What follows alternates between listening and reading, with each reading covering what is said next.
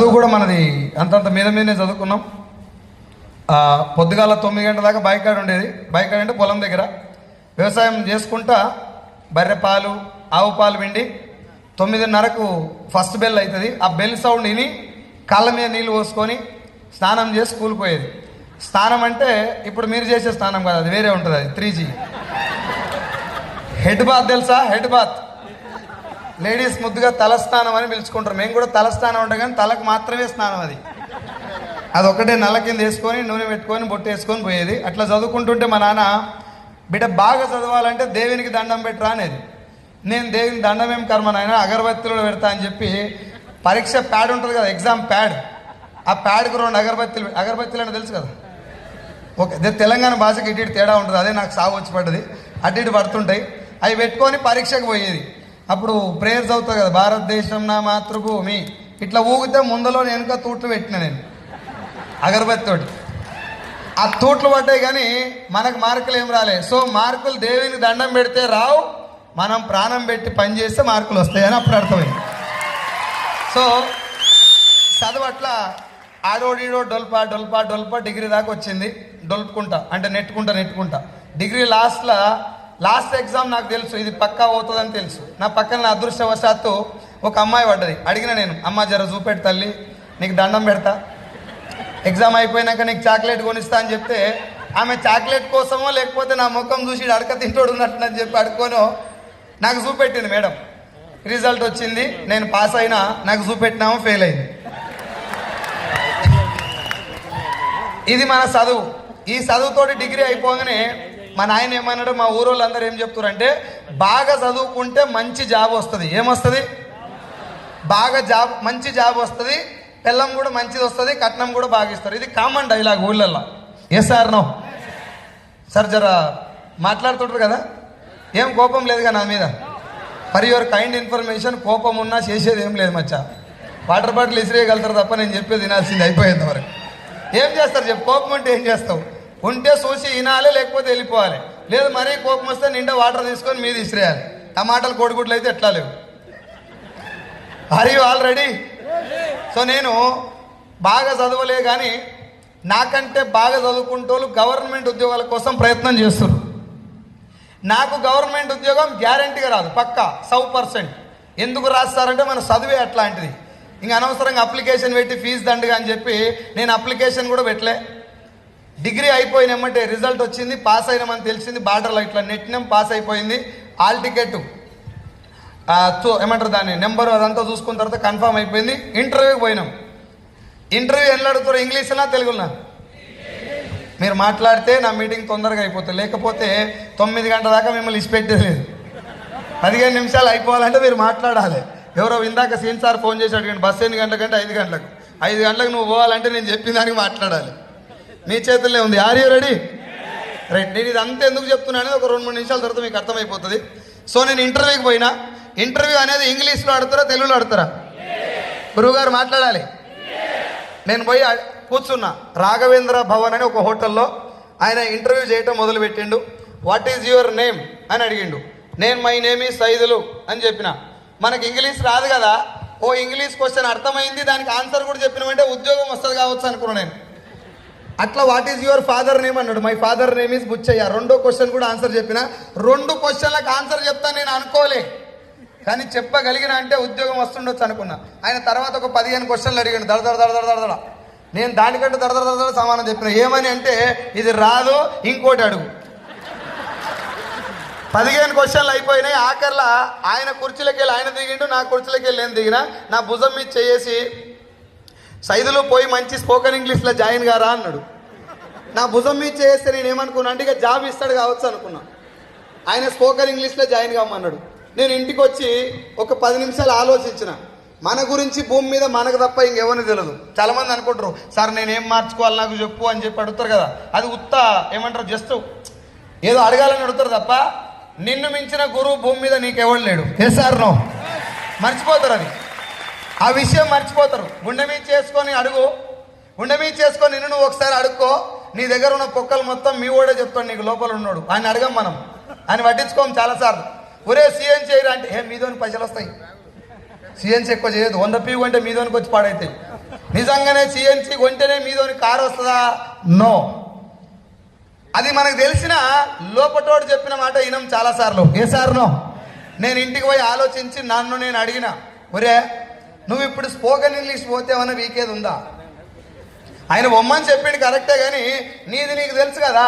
నువ్వు spoken English పోయినా కూడా ఆడ హాల్లో కూర్చున్నా నీకు బోర్డు వైపు చూస్తే అన్ని బర్రెలు, గడ్డాము, పొలం అది కనబడుతుంది. నీ గురించి నీకు తెలుసు కాబట్టి ఇంకేడుకొద్దు మిత్రమా, నువ్వు మళ్ళీ ఇంటర్వ్యూకి వెళ్ళమని నాకు నేను అనుకొని 10 రోజులు గ్యాప్ ఇచ్చి మళ్ళీ పోయినా. ఏడికి మళ్ళీ ఇంగ్లీష్, తెలుగు అడుగుతారా ఇంగ్లీష్లా? మళ్ళీ సేమ్ ఇంగ్లీష్లో సేమ్ 2 క్వశ్చన్లు 15 క్వశ్చన్లు స్పోకెన్ ఇంగ్లీషు దొబ్బాయి. ఇట్లా 6 సార్లు ఆయన దగ్గరికే పోయినా. నీకు ఏం రోగం పుట్టింది సార్? భూమి మీద మనుషులు ఎవరు లేరా? కంపెనీలు ఏం లేవా? ఆయన దగ్గరికే మళ్ళీ ఎందుకు పోయినామంటే, ఇప్పుడు ఫస్ట్ ఒక దగ్గరికి పోయినాం, 6 సార్లు ఆయన దగ్గరికే పోయినాం. మళ్ళీ ఫస్ట్ టైం కొత్త దగ్గరికి పోతే పరిస్థితి ఏంది? మళ్ళీ మొదటి కాడికి వెళ్ళి చెప్పాలి, అవునా కదా? ఇంకా పీక్లాట్ ఎందుకని ఈయన దగ్గరికే పోయినా. మళ్ళీ పోయిన తర్వాత 7వ సార్ లాస్ట్లో నేను పోయి గుడ్ మార్నింగ్ సార్ అన్నా. ఆయన నాకంటే ఎక్కువ బెండ్ అయ్యి గుడ్ మార్నింగ్ రా, ఎందుకు వచ్చినావు అన్నాడు. ఉద్యోగం కోసం వచ్చిన. నేను ఇయ్యనంటి కదా, నువ్వు ఇయ్యకు, అది నీ డ్యూటీ, నేను వస్తూనే ఉంటా, ఇది నా డ్యూటీ. దగ్గరకు వచ్చి అడిగిండు, దగ్గరకు వచ్చి చెవులు అడిగిండు, ఎప్పటిదాకా వస్తావురా? ఇచ్చిన దాకా వస్తావు. అవు నాకు వేరే దారి లేదు, చదువు గట్టిగా రాదు, ఇంకా ఇచ్చినా సచ్చినా నువ్వే ఇవ్వాలి, నువ్వు నాకు ఉద్యోగం ఇవ్వలేదంటే భూమి మీద ఇంకెవడు ఇయ్యడు అని చెప్పి 7వ సార్ ఆయన దగ్గరికి పోతే, ఇట్లా ఆఫీస్ ఉంటుంది, ఆఫీస్ రూమ్ ఉంది, ఆ ఆఫీస్ రూమ్లో ఎవరు నాకు తెలియదు, ఆఫీస్ అని రాసి ఉంది. అది చదువుతాను కూడా మనకు 5-6 నిమిషాలు టైం పట్టింది. ఆ డోర్ తీసి లోపలికి నూకి డోర్ పెట్టిండు ఆయన. నేను లోపలికి పోయి లేవగానే, welcome mister Saidulu, take your seat అన్నాడు ఆయన. నేను ఇప్పటిదాకా బయట పీకిలాడిందే ఈ లాంగ్వేజ్ తోటి, సార్ నాకు ఇంగ్లీష్ రాదు, నువ్వు మళ్ళీ అదే మొదలు పెట్టినావు, నువ్వేమన్నా చేయి, నాకు ఇంగ్లీషు ఉద్యోగం అయితే కావాలి. డోర్ పెట్టి గడి నేనే పెట్టినా. ఎందుకు పెట్టినా అంటే, ఇవాళ సావో రేవో తెలుసుకోవాలి, ఉద్యోగం ఇతరా సతడా. ఏదన్నా గట్టిగా డిసైడ్ అయితే భగవంతుడు తదాస్తు అంటాడంట, అవునా? నాకు తెలియదు, కానీ ఆ రూమ్లో నాకు తెలిసింది. నేనేమనుకున్నా అంటే, ఇవాళ జాబ్ ఎట్టి పరిస్థితులు రావాలి అని ఫిక్స్ అయినందుకు దేవుడు నాకు 2 వరాలు ఇచ్చిండు ఆ రూమ్లో. మొదటి వరం ఏంటంటే, నేను తెలుగు బాగా మాట్లాడతా, అది ఆయనకు బాగా అర్థమవుతుంది. ఆయన తమిళ్ బ్రాహ్మణ్, తెలుగు బాగా అర్థమవుతుంది కానీ తిరిగి మాట్లాడరాదు. ఇది మొదటి వరం నాకు. 2వ వరం ఏంటంటే, ఆయన ఇంగ్లీష్లో ఇరగదీస్తాడు, అది మనకు అర్థం కాదు. ఆయన ఇంగ్లీష్లో ఏమైనా క్వశ్చన్ అడిగింది అనుకో, నేను అంట 2-3 సార్లు అనడం చూసి, ఇక ఇంకోటి మొత్తుకునేందుకు చెప్పిందంతా ఇనుడు అయిపోద్దని చెప్పి వినటం మొదలుపెట్టి, నాకు కావాల్సింది కూడా ఆయన వినటమే. నేను ఒక 15-20 నిమిషాలు నా వెనకాల ఉన్న కష్టాలు మొత్తం చెప్పి, నిజం చెప్పిన, అబద్ధం చెప్పలే.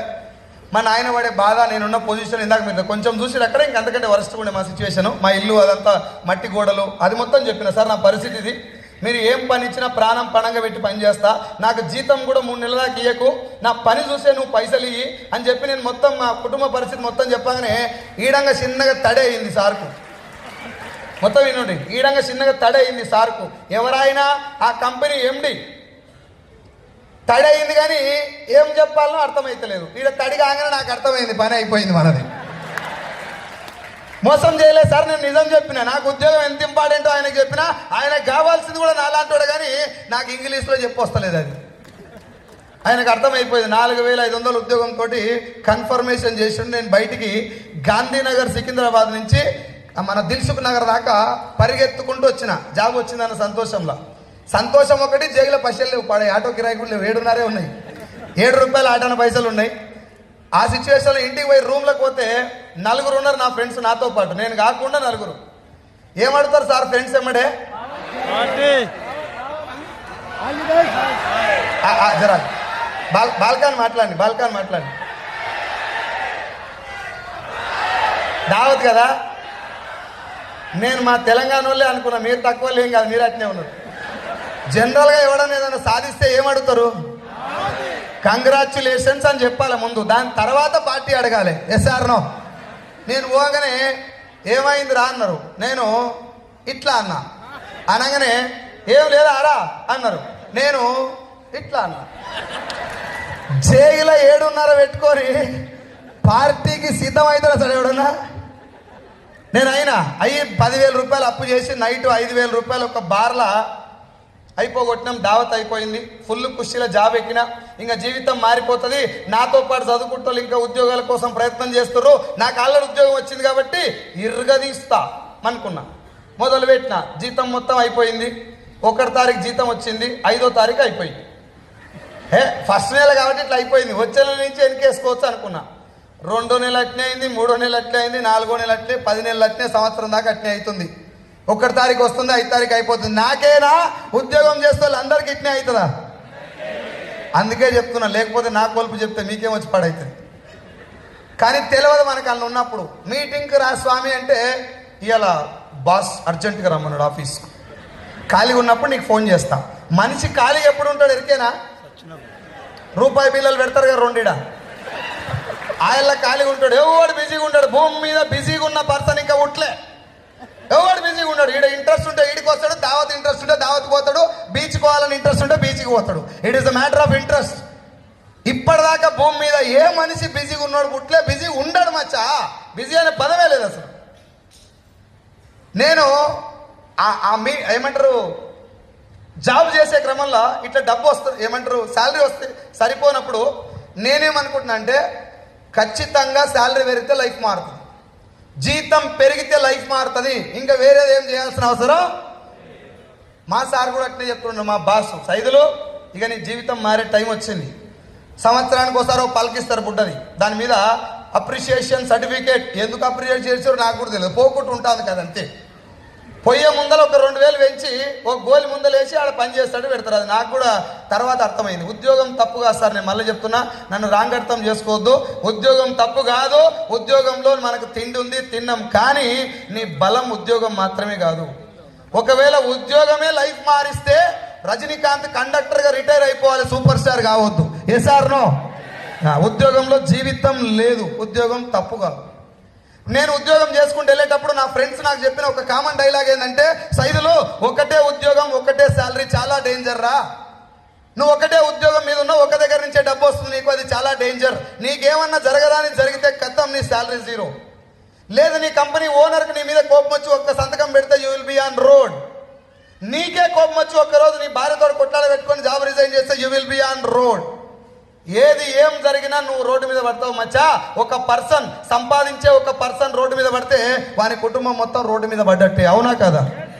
ఇది నా ఫ్రెండ్స్ నాకు అప్పుడు చెప్పేది, జర్రా మధ్యలో సప్పట్లు కొట్టకండి ప్లీజ్. సో అప్పుడు చెప్తే నాకు అర్థం కాలేదు.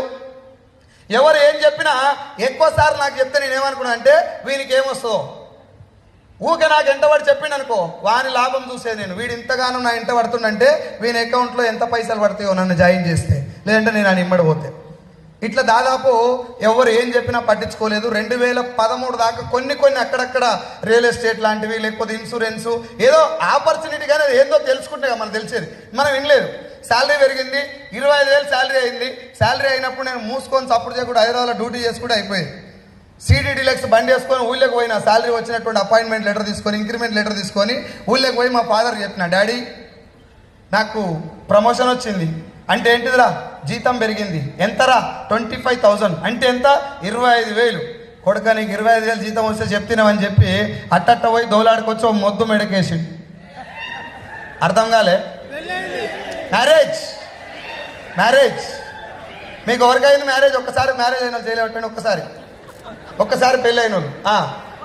ఇప్పుడు బాగా సంతోషంగా ఉన్న వాళ్ళు చేయలేవట్టండి, మ్యారేజ్ అయ్యి సంతోషంగా ఉన్న వాళ్ళు చేయలేవట్టండి. చేయి లాగినే చూడు. ఓకే, అయిపోయింది. పెళ్ళయ్యే ముందర హ్యాపీగా ఉండరా? ఏ సార్ నో? పెళ్ళి ఫిక్స్ కాగానే ఫేస్లా మహేష్ బాబు, జగపతి బాబు, ఖతర్నాక్ హీరోలంతా ముఖంలో కనబడతారు. ఎన్నెల్లేని ఫేషియల్ చేయించుకుంటాం, కటింగ్లు కొత్త కథలు పడతాం, ఫేస్కు ఎక్కడ లేని పూతలన్నీ పూస్తాం, మనకు మనమే కొత్తగా కనబడతాం పెళ్లి ఫిక్స్ కాగానే. ఏ సార్ నో? కార్డులు వంచుతుంటే ఖుషి కాదు మనకు. కార్డులు తీసుకుపోయిస్తే ఏంటిదిరా ఇది? పెళ్ళి అవుతుంది నాకు. అరే పెళ్ళిరా? First time. ఇంత ఖుషిలో కార్డులు వంచి ఇట్లాంటి కళ్యాణ మండపంలో పెళ్లి చేసుకుంటారు. పెళ్ళి అయ్యేటప్పుడు హ్యాపీగా ఉండరా, బాధలు ఉండరా? అయ్యేటప్పుడు హ్యాపీ. మీకు దాదాపు సినిమా అర్థమైపోయింది నేను చెప్పేటప్పుడే. బెండ్ అయ్యి తాళి కడతారు కదా, తాళి 3 వేస్తారు. ఒక 3 వేసి లేచి నవ్వుతుంటాడు కాక. లోపల ఆనందం కాదు, పెళ్ళి అవుతుంది, నా పిల్లవే ఇదే. అక్కడ పెళ్ళైన వాళ్ళు కూర్చుంటారు ఒక 10 మంది, ఈయన చూస్తుంటారు, పాప సైజులు కానీ బతుకైపోయి ఎట్లా బాగుపడతాడు వీడు, నవ్వుతుండే ఇంకా సిగ్గులేదు ఈయనకి, ముందలుండే సన్ను తెలియదని వాళ్ళు భయపడుతుంటారు. వాళ్ళ ప్రగాఢ సానుభూతిని ఈయనకి అందజేస్తుంటారు తెల్లకుట్ట. వీడు 2, 3 వేసి లేచినవ్వా, 3, 3 వేసి లేచినవ్వా. బ్యాచులర్స్ కొంతమంది ఉంటారు, పొరగాళ్ళు, యంగ్స్టర్స్, వాళ్ళు చూసి పెళ్ళి ఎంత గమ్మతుందేమరా, దండలేస్తుర్రు, బంగారం పెడుతుర్రు, కాళ్ళు కడుగుతుర్రు, నెత్తులో పోసుకుంటారు నీళ్ళు, పంతులు కూడా ఏవేవో కొత్త కొత్త పదాలు చెప్తుండ్రు, ఏదో తీసి దుర్ర పెడుతుర్రు. నాకెప్పుడవుతుందో పెళ్ళి, వీళ్ళకి తెలియదు కదా జరగబోయేది ప్రమాదం, పెద్ద యాక్సిడెంట్, అందుకే దానికి యాంటీబయాటిక్గా పసుపు పెడతారని. సో మ్యారేజ్ అవుతుంది, అమ్మాయి జర్రా, అమ్మాయి తాలిబొట్టు పట్టుకుంటుంది, ఇట్లా రెండు బొట్లు ఉంటాయి, ఏమంటారు తెలియదు, బిల్లలు, 2 బిల్లలు ఇట్లా ఏదో రా తెలుగు సూత్రాలు, జర నాకు క్షమించలేమని తెలుగు పొర్రిపోతే, మనం చదివిందే అంతంత. ఆ 2 సూత్రాలు పట్టుకొని ఇట్లా చేతిలో పట్టుకుంటుంది ఈమె. ఆ 2 సూత్రాల్లో నీళ్లు పడతట్టు ఏడుస్తుంటుంది పెళ్లి కూతురు. అప్పుడు వెనకంగా ఒక ఆమె జడ పట్టుకొని లేపుతా చూడు, ఆమె కూడా ఏడుస్తుంది. పెళ్లి కొడుకు పంతులు ఇద్దరే నవ్వుతారు, మిగతా వాళ్ళు అందరూ ఏడుస్తారు. పంతులకేమో ఇది కామన్, పెళ్లి కొడుకేమో పెళ్ళి, వీళ్ళకి ఏదో కొత్త ప్రాజెక్ట్ వచ్చినంత ఆనందంగా ఉంటుంది, కానీ తర్వాత అర్థమవుతుంది దీనికి సినిమా ఏం లేదు ఆడని. పెళ్ళయిందాక ఖుషి అవుతాడు, అమ్మాయి ఏమో పెళ్ళయిందాక ఏడుస్తుంది. ఈ ఏడ్చిన అమ్మాయి ఫ్యూచర్లో ఎప్పుడూ ఏడవదు, అదే ఆఖరి ఏడుపు. మావాడు మనోడు నవ్విండు కదా మనస్ఫూర్తిగా, అదే ఆఖరి నవ్విగా, ఫ్యూచర్లో నవ్వు ఉండదు దీనికి. అవునా కాదా? ఏ సార్ నో, మనమే అనలే, వాళ్ళు కూడా అన్నారు ఈ మాట. ఇప్పుడు నాకు చెప్పండి, పెళ్ళయిన తర్వాత 1 సంవత్సరం దాకా వైఫ్ అండ్ హస్బెండ్ ఎట్లుంటారు? చిలుక గోరింక, సీత రాములు, జానకి రాములు, రోమియో జూలియట్టు. బంగారం నువ్వు నా కోసమే పుట్టినావు, బావా నువ్వు కూడా నా కోసమే పుట్టినావు. నీ ముక్కు కింద మచ్చున్న చూడు, నాకు చాలా ఇష్టం అది. ఇంత ఖతర్నాక్ కెమిస్ట్రీ ఉంటుంది. ఏక్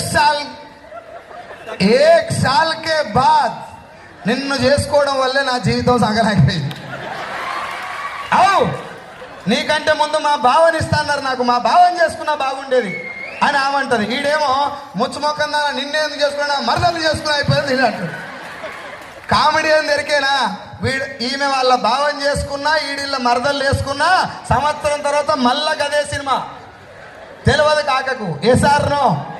నేను పెళ్ళిని తప్పుపడతలేను, భార్యాభర్తల మధ్య సంబంధాన్ని కూడా తప్పుపడతలేను, కానీ 1 సంవత్సరం తర్వాత భార్యాభర్తల మధ్య ప్రేమను కూడా డిసైడ్ చేసేటటువంటి ఫ్యాక్టర్ పేరేం పేరు? విటమిన్. విటమిన్.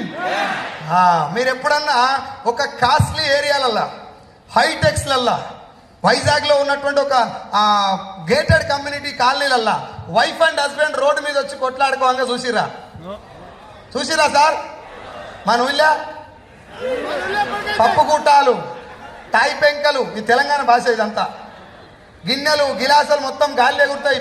మొగడంట మొగడు పెళ్ళం వెంట గల్లీ చుట్టూ తిరిగి కొట్లాడుకుంటారు. దాని వెనకంగా ఉన్నటువంటి ప్రాబ్లం ఏంటిది? ఏందది? ధనం మూలం ఇదం జగత్ సర్వరోగ నివారిణి మనీ. నీకు నచ్చినా నచ్చకపోయినా పైసలు ప్లే చేసే రోల్ అంతా ఇంత కాదు, దిస్ ఎ పవర్ఫుల్ రోల్. చాలా మంది లేడీస్ నేను ఈ మాట చెప్పినప్పుడు ఒక్కోసారి భార్యాభర్తల మధ్య అంత ఎందుకుంటుంది, మా భర్త సంపాదించకుండా నేను ఖతర్నాక్ చూసుకుంటా అని అనుకుంటారు లేడీస్.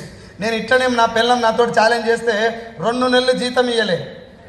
నా పిల్లం ఎటు పోయిందో తెలియదు, భద్రకాలి కనబడదు మా ఇంట్లో. నాకు భోషిడికే ముందు పోయి జీతం తీసుకురాపో, తర్వాత బువ్వ పెడతా.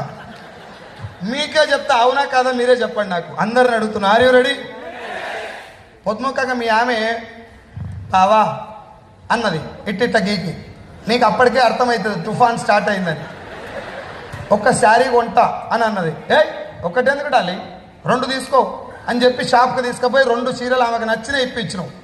శారీస్ కొన్నది, ఇంటికి వచ్చింది, నీ మీద ఫుల్ ప్రేమతోటి పొద్దుగాల 5 గంటలకే లేచింది, మంచి దోశ దోరగా వేయించి దాని మీద ఆనియన్స్ పెట్టి వేరుశనగ పౌడర్ వేసి నెయ్యి వేసి మళ్ళీ చట్నీ అన్న ప్లీజ్ అన్న ఎక్కడెక్కడన్నా ప్లీజ్ ప్లీజ్ ప్లీజ్ నెయ్యి వేసి మంచి దోరగా దోశ వేసిన తర్వాత చట్నీ కూడా మంచి చిక్కగా వేసి పుట్నాల పప్పు దాంట్లో పోపు పెట్టి మిర్చీలు, ఇది నేను చెప్తుంటే మీకు ఊహించుకుంటున్నారు నాకు తెలుసు, మంచి కరివేపాకు ఇదంతా అల్ల పెట్టి చట్నీ చిక్కగా తయారు చేసి అల్లం చట్నీ రెడీ చేసి తీసుకొచ్చి బావా తింటుంటావు నువ్వు ఇట్లా తినేటప్పుడు పుసుక్కున అన్నావు అనుకో, చిన్నగా పొలం మారుతుంది, కుత్క పడుతుంది, చిన్నది నువ్వు నీకేమన్నా అయితే నేను బతకలేను. స్లో పోయి నీళ్లు తెచ్చి మూతి దాపిచ్చి ఈడంగా ఇంత చట్నీ కారితే కొంగు తీసి తుడిచి ఇట్లా పెట్టి అంటది. ఇది సీను. పుసుక్కున నైట్ గీకినప్పుడు చీర లేదు ఏం లేదు అను, పొద్దుగాల 8 గంటల దాకా లేవదు, ఏం పీక్తావో పీక్కో అనుకొని పడుకుంటుంది. ఒకవేళ లేచినా దోశ వేస్తుంది. ఎట్లా వేస్తుంది అంటే మన టిఫిన్ సెంటర్లో పొరకతోటి గీకి ఇట్లా చల్లుతారు చూడు, అట్లా వేస్తుంది. ఈ మాడిపోతుంది అది కూడా. ఆ మాడిపోయిన దోశ పల్లెంలో పడేసి చట్నీ ఏముండే అలా పప్పులు గిప్పులు ఏముండే ఏదో అలా వేయాలని వేస్తారు అంతే. అల్లం చట్నీ కట్టు తీసుకొచ్చి ఇస్తుంది ఇట్లా, తిను, నువ్వు అగడబట్టిన కుక్క తిన్నాడు తినుకుంటూ మొదలు పెట్టని అన్నావు అనుకో, పక్కనే నీళ్ళు ఉన్నాయి మూసుకొని పోయి తాగు. ఎక్కువ తక్కువ నగరాలు చేస్తే పండవేడి తొక్కుతా. ఏ సార్ నో, ఏ సార్ నో. పైసలు గింత ఖతర్నాక్ రోల్ ప్లే చేస్తే నాకు తెలియదు మచ్చా, ఎవడు చెప్పలేను. నేను మా సార్ వాళ్ళ ఇంటికి పోయినప్పుడు నాకు పెళ్లి కాకముందు కూర్చోబెట్టుకొని ఒకరికొకరు తినబెట్టుకుంటారు, బంగారం తును బంగారం తును. మమ్మల్ని నేను పెళ్లి చేసుకుంటే నా పిల్లం కూడా గిట్నే పెడుతుందేమో అనుకున్నా. పెళ్ళి అయినాక నాకు ఒరిజినల్ సినిమా అర్థమైనాక ఆయన దగ్గరికి పోయినా, సార్ నేను వచ్చినప్పుడు మీరు అన్యోన్యంగా ఉంటారు కదా, మిమ్మల్ని చూసి నేను కూడా అదే గుంతలు దుంకినా, నాకు చెప్పకపోతే ఈసారి జర జాగ్రత్త బిడ్డ అంటే, అది జనాలు వచ్చినప్పుడు అలా చూపెట్టే ట్రైలరు, ఒరిజినల్ సినిమా వేరే ఉంటుంది. వాళ్ళు పోయినాక కరెక్ట్ అయితే క్లాప్స్ కొట్టాలి.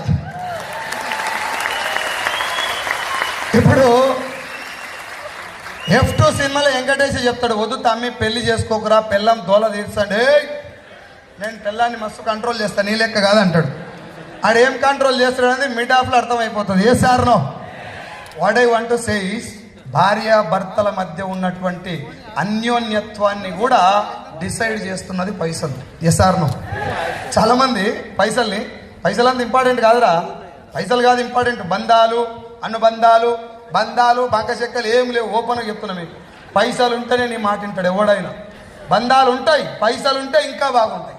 Yes or no. ఇంకొక విషయం, సంపాదించడానికి అవకాశం లేకపోతే మేబీ నీ వైఫ్ నీకు రెస్పెక్ట్ చేస్తుండొచ్చు, సంపాదించడానికి ఛాన్స్ లేదు, నీ వైఫ్ నీకు రెస్పెక్ట్ చేస్తుండొచ్చు, there is an exemption. But సంపాదించే అవకాశం ఉన్నా నీ పక్కింటోడు నెలకు ₹1,00,00,000 సంపాదిస్తున్నాడు, నువ్వు మూసుకొని ఇంటికాడ డైలాగులు చెప్పుకుంటా, బంగారం నేను చచ్చిపోతా నువ్వు ఏడుస్తావులేదు తెలియగాని, నువ్వు ఏడితే నేను చచ్చిపోతా అని మురిగిపోయిన డైలాగులు చెప్పినావు అనుకో, 4 రోజుల తర్వాత ఎడంకాలు చెప్పు తీసుకొని కొడుతుంది ఏ పిల్లమైనా. ఏ సార్ నో. పైసల మీద అమ్మ నేను ప్రేమను తప్పుపడతలేను, నన్ను రాంగర్థం చేసుకోండి, ప్రేమను తప్పుపడతలే నేను. నా పాయింట్ అల్లా అవకాశం ఉన్నప్పుడు సొల్లు చెప్పొద్దు, నడుం బిగించి పోరాడాలి. పెళ్ళానికి ఒక నిమిషం మొత్తం కంప్లీట్ చేయండి, మొత్తం కంప్లీట్ చేయండి. పెళ్ళాం దగ్గరున్నోని కంటే పోరాటానికి దగ్గరున్నోనికే భార్య ప్రేమ కూడా దక్కుతుంది. భార్య దోలాడుకోవాలా, భార్య వెతకాలి నిన్ను, నా హస్బెండ్ ఎప్పుడు వస్తాడు నా రాజు అనుకోవాలి. వీడు పొద్దున్నేస్తే ఇంట్లోనే, కిచెన్లో చూసినా ఈడే, బాత్రూంలో చూసినా ఈడే, బెడ్రూమ్లో చూసినా ఈడే, 24 గంటలు ఇంటుంటే పిల్లం నీవేమనుకుంటా తెలుసా, ఎప్పుడన్నా పోయి బయటికి పోయి ఏమన్నా చేసుకొస్తే బాగుండు అన్న ఫీలింగ్ ఉంటుంది. చెప్పరు కానీ నువ్వు అన్నావు అనుకో, పుసుకున్నా నేను రోజు ఇంటికానే ఉంటాను, నీకేమైనా అనిపిస్తున్నాడు, చిచ్చి అట్లా ఎందుకు అనుకుంటా, సావరాదురా తొందర బయటికి. సో అయిన వాళ్ళకు దగ్గర అవ్వాలి, మనసుకు దగ్గర అవ్వాలంటే మనిషికి దూరంగా ఉండి పోరాడాలి. ఏ సార్ నో. నాకు చెప్పలేదు సార్, ఇది నాకెవరు చెప్పలా. చెప్పకపోయేసరికి గుంటూరులో ప్రకాశం, నెల్లూరు, గుంటూరు, కృష్ణ 4 జిల్లాలకు సేల్స్ మేనేజర్గా 25,000 రూపాయలు జీతం తీసుకుంటున్నా. అది కూడా 1 తారీఖు వస్తుంది, 5 తారీఖు అయిపోతుంది. మళ్ళీ నాకు అర్థమైంది ఏంటంటే ఇంకొకసారి శాలరీ పెరిగితే లైఫ్ మారుతుందేమో, మళ్ళీ ప్రమోషన్ వస్తే లైఫ్ మారుతుందేమో అని వెయిట్ చేస్తున్నా తప్ప వేరే వాళ్ళు ఎవరు చెప్పినా రెండో ఇన్కమ్ సోర్స్ గురించి నేను ఆలోచిస్తలేను. రెండో ఇన్కమ్ అనగా నా మైండ్లో ఏమొస్తుందంటే నేను ఉన్న జాబ్ చేస్తానికే టైం సరిపోతలేదు, ఇంకేం చేస్తాం, వేరే వాళ్ళని కన్విన్స్ చేసేది నా లైఫ్, ఆట నాది, మొదలు పెట్టాల్సింది నేను అనే విషయాన్ని మర్చిపోయి వాడెవడో వచ్చి నాకు ఇన్కమ్ ఆపర్చునిటీ గురించి చెప్తే అది దానికోసం, నా జీవితం మారదు, అది వాంది అనుకొని 10 సంవత్సరాల కాలం అయిపోయింది. 2017లో మళ్ళీ ప్రమోషన్ వచ్చింది. తెలంగాణ మొత్తానికి రీజనల్ సేల్స్ మేనేజర్ ఇట్లా చేసుకుంటూ పోతున్నా. 2 పిల్లలు, 50,000 రూపాయల శాలరీ. ఫస్ట్ జీతం 1 తారీఖు వచ్చి 5 తారీఖు అయిపోయింది. మ్యారేజ్ అయినాక జీతం 1 తారీఖు వచ్చింది, 5 తారీఖు అయిపోయింది. 50,000 వచ్చినాక జీతం 1 తారీఖు వచ్చింది, 3 తారీఖే అయిపోతుంది. ఎందుకు అంటే నేను శాలరీ ఒక్కటే పెరుగుతుంది అనుకున్న, లైఫ్ మారుతుంది, ఖర్చులు దానికంటే డబల్ పెరుగుతాయి నాకు ఎవడు చెప్పలే, అప్పుడు అనుభవిస్తుంటే అర్థమవుతుంది. లాక్డౌన్ వచ్చింది. అప్పుడే ఏమొచ్చింది సార్? నాకే వచ్చిందా మీకు కూడా వచ్చిందా? లాక్డౌన్ వచ్చినప్పుడు డబ్బు సంపాదన గురించి ఎవరైనా ఆలోచించారా? బతుకుంటే సాలని దండం పెట్టిరా?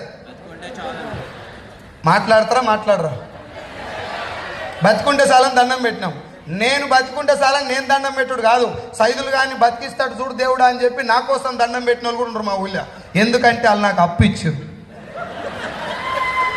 9 లక్షలు నేను లోన్ తీసి ఇల్లు కడితే మా దోస్తులు వచ్చి 9 లక్షల ఇల్లు అయిపోవాలి లెక్కకైతే నా ప్లాన్ ప్రకారం. వాళ్ళు వచ్చి నేను గోడల మీద కడుతున్న ఇల్లు, నువ్వేం చేస్తావు తమ్మి హైదరాబాద్ అన్నారు. తెలంగాణ మొత్తానికి మన బుడగా చెప్పాం కదా, బుడగా హోంగార్డ్ కూడా లేపు చెప్తేనే మనకు ఎస్ఆర్ నో.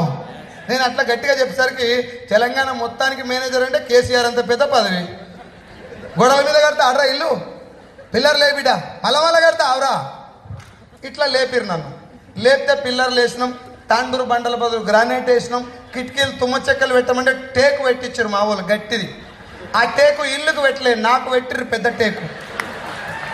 ఇది నాకు ఒక్కరికే కాదు, ఇల్లు మొదలు పెట్టిన వాళ్ళందరికీ ఇట్నే అవుతుంది. మళ్ళా కడితే అవరా అని లేపుతారు. 9కి 9 అయి 18 లక్షలు అయింది. ఎంత? 9 బ్యాంక్ ఇచ్చింది, 9 మా దోస్తులు ఇచ్చారు. ఇచ్చిన దోస్తులంతా లాక్డౌన్లో వారానికి కూడా ఫోన్ చేస్తుండే, సైదులు ఏడున్నావు కాదు, ఉన్నవా, ఏమన్నా కరోనా పాజిటివ్ గిట్ వచ్చిందా అన్నట్టు. ఇప్పుడు నేను చెప్తే మీ అందరికి నవ్వు వస్తుంది కదా, అన్నా బోరు కొడుతుందా?